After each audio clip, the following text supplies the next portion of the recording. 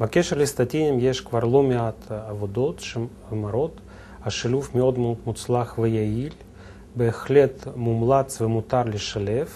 התרופות מסוג סטטינים ותוסף תזונה אומגה 3 משלימים אחד לשני.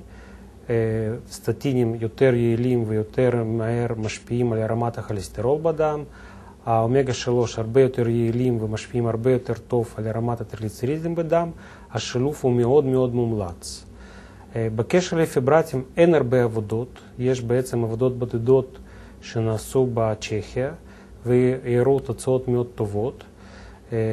ומבחינת המנגנון הפעולה יש הרבה היגיון בשילוב של האומגה 3 ופיברטים, אבל עדיין אנחנו לא יכולים להתבסס על אותו כמות החומר, evidence, הוכחות, כמו שכבר צברנו מבחינת השילוב עם הסטטינים.